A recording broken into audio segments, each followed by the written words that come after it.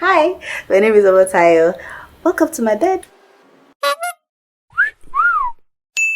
Hi guys, this is In Bed with Omotayo, your social media talk show where we have conversations about our relationship with ourselves, our family and friends, our career and purpose. How do we make those choices?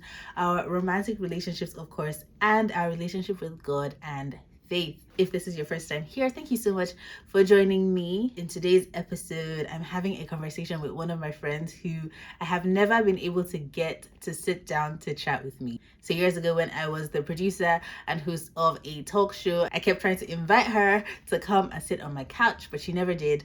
Now, however, that I am on the YouTube streets, she has finally agreed to chat with me, and I am so excited. Simi is an intelligent woman, a qualified lawyer, a business owner, an educator, but she also has a personal side like everyone does. And I'm so glad that she has trusted me with her first interview ever. In this conversation, we chatted about sickle cell, which is a genetic disease, and we talked about how it has affected her life in totality. So, decisions that she makes, her career, her friendships, her romantic relationships, even her family and friends, and how it has ultimately also affected her relationship with faith and with God. It was a really vulnerable conversation and so clear in the way she communicated every single part of her experience. All right, just before we dive into the video, please subscribe, please like, and please share this with anyone who you think would benefit from it. Now let's dive in.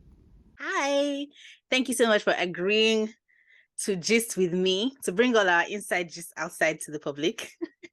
Hopefully, this will encourage someone who's watching. But first, may we know you, please?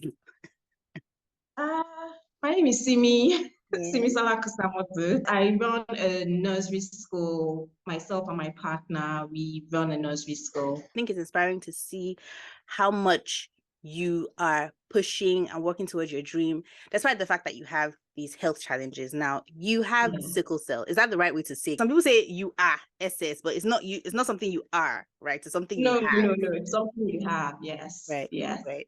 The only thing you're not allowed to say is you are a sickler. No. Right. Okay. That's actually really important because growing up, that's what we heard, but we didn't know what it was. We didn't understand it. We just heard that word. Just a brief, I know you're not a doctor, but a brief explanation of what it is, because I'm sure there are still people somewhere in the world who don't know what that is. Okay, so to be honest, I really can't say what it is because sickle cell, like, it evolves, so to speak. But the basics is, it's hereditary, genetic, right?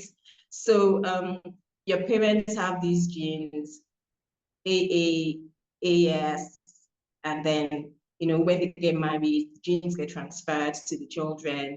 And then if you're AS, if your dad is AS and your mom is AS, then they can have chances of having children that are SS when the genes come together. There's 25% chance. So you can have children that are, that have sickle cell when the two SS genes come together. So that's when you now have, oh, this child has sickle cell. That's just the basics, right? So for the disease itself, it's a complicated disease, right? Because it deals with your blood, your bones, right? So most times you have like a blood crisis or a bone crisis. And like I said, I can't go into all of sickle cell. So I'm just talking about how it affects me personally. So another thing is people don't understand how it is to be in a public place, right? Omotayo, sometimes I go to the bank, I can't stand in line. It's not because I just can't. Like, I can't stand for such a long time, right? Or sometimes I go to the airport and it's hot and I feel like I'm like sweating, I can feel dizzy, and there's nobody to actually say, sorry, I have a condition.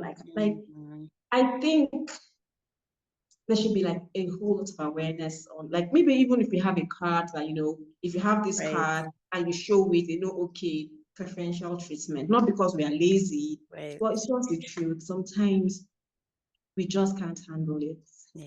Like, for example, everybody said, oh, Simi, have a voter's card. I'm like, me, I cannot go and vote. If anything happens, I cannot run. Right? Yeah, That's so like I cannot. interesting. Yeah. That's a good point. So it's just And also, like in Nigeria, like it takes a hours. You're constant out stand. there for hours and hours in the sun, collecting number, passing.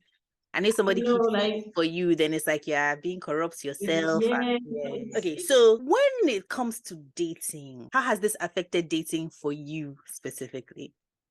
okay, for me specifically, it's hard because like you said, I have two sisters that, we all have this condition. And, when you have a sister, she's older than me, she's thriving when it comes to relationships, she's married, she has two children. And sometimes I'm like, okay, so, if this has happened for her, like, why can't it happen for me? Right, But then at the back of my mind, I'm thinking, okay, like sickle cell is like a spectrum, right? right. So you can have it easy Mm, and you can have it tough, right? I think I'm just bang in the middle, right, right? So for me, it's hard. I don't even know how to explain it. I had to get used to rejection, right? I had to get used to rejection. At a point, I knew deep inside that, Simi, you're settling for less, mm, right? Like I'll just meet some guy and I know that, how do I even take this one to my house? Like, how do I mm. introduce one to my friends? What would Tolu say? Right? But then I'm just like, but see me at the end of the day, you have sickle cell, some people will not want to marry you or even date you. And sometimes it's not just about the person, it's Right, about the person's family as well, right, right? So if I right, meet a guy and he's open to me, it's like, okay, cool, you have sickle cell, yes. But then his family is like, you cannot marry someone with sickle cell and she carry your baby, blah, mm, blah, blah, right? My friends always encourage me, right? It's like Tolu like played a major role in one of those relationships where I knew that, Simi, what are you doing here? Right? right, When you have that support of Simi, you don't have to be in a relationship just because you think you can't get better. right, Then it gets better for me as a person, right. right? So now I think I've come to a place where if I don't think you're good enough for me, you're not good enough for me. I love it.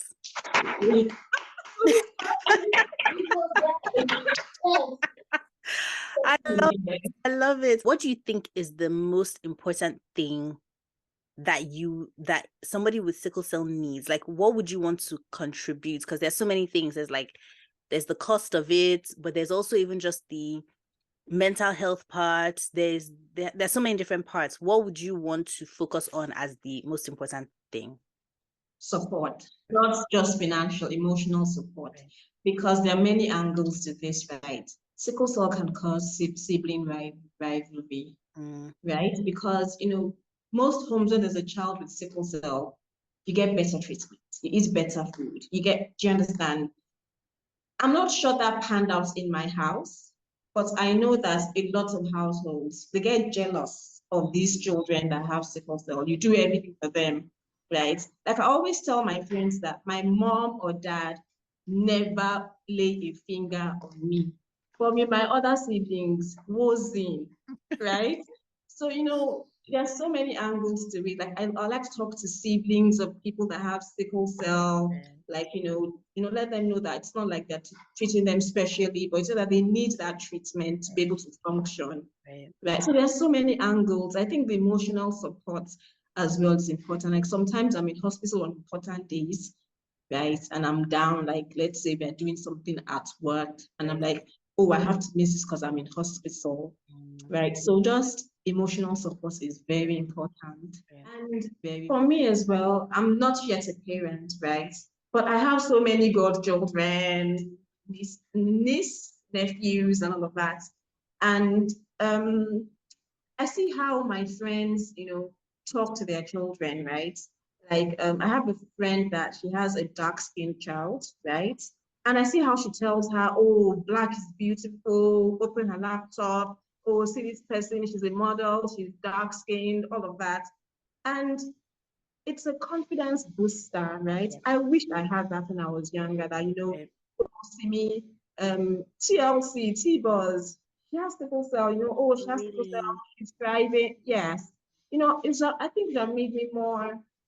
confident and, more aware of what I'm dealing with, but there was just nothing to work on. Yeah. And I think, if you have a child that has sickle cell, talk to them from, when they're young. Even if you don't say it outrightly that you have sickle cell, just let them know, oh, you might not grow at the same pace with your friends. Don't worry, you'll be fine. Or your eyes may be yellow sometimes. Don't worry, you just have to drink lots of water. Don't just leave them in the dark and let them figure life out. I don't think that's a good approach.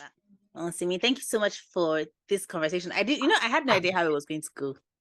Me neither. I didn't even know I knew what I wanted to ask you, but I wasn't sure what direction your answers were going to take it. And I just want to say thank you for your openness. I think one thing about you is that you're very warm, you're very generous, you're very kind, and you've been like that consistently. So when you try to look at like, is she faking, or is it just because we're in this kind of place and everyone who's your friend really loves you and fights for you and all of that stuff? And I think that it shows in so many other areas of your life that you don't realize. Your people love you, like teachers love you, your friends love you, and we're not faking it.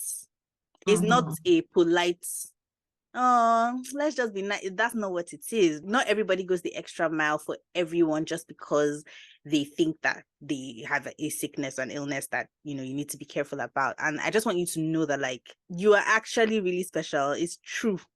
It's real. It's not a wash.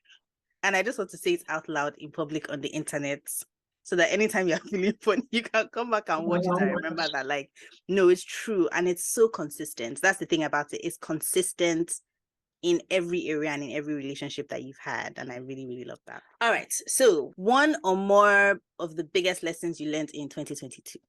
So I don't think I learned anything in 2022. You learned, what did I learn? You learned that life is one, your pet will be this life and enjoy it. Yeah, repeat it. You learned that this life is only one, no, and you should enjoy it. Right? Okay, yeah. Right at the end of 2022, I lost a friend as well. Sickle cell, like we just met in hospital. Doctor said, Simi, meet him, you guys should be friends. And we talked and talked and talked. And to be honest, all our conversations, he just told me, Simi, enjoy your life. Simi, enjoy your life. But you just have to enjoy your life regardless. Like you cannot sit down and be saying, oh, sickle cell, I won't do this, I won't do that. But what's the point? That enjoy, be good, right? And yeah, I think I'm taking that into 2023. I was fighting with God last year, right? And I think now I know that you cannot fight with God, though. It's a battle you can never win, right? Whatever it is you think God is, just have a relationship with him. And this year, I think I'm going to actually hold on to that.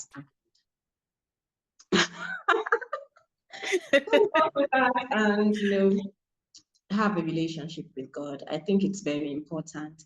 And I think as well that I've just been surviving on grace. And a lot of people pray for me. Like a lot of people, I know that. I know you pray for me. I'm sick. My brother-in-law, my sisters, my friends. I think I've just been hanging on to that. I think now it's a time for me to take charge as well. Pray for myself, have a relationship with God. And yeah, just have an easy life. I couldn't have scripted that ending better. Just perfect and wonderful. I love it. I love it. Oh, thank you so much, Simi. Thank you, Tolu. Both of you should just have sat out together. Don't forget to check out my podcast for the full conversation. It's on Anchor FM, on Spotify, on Apple Music, and in most places you get your podcast. Remember, you can always send me any questions or comments that you don't want to leave in the comment section below. My email address is heyomotayo@gmail.com. That's heyomotayo@gmail.com. You can also send me a message on Instagram @heyomotayo. I look forward to hearing from you guys, and I'll see you in the next episode.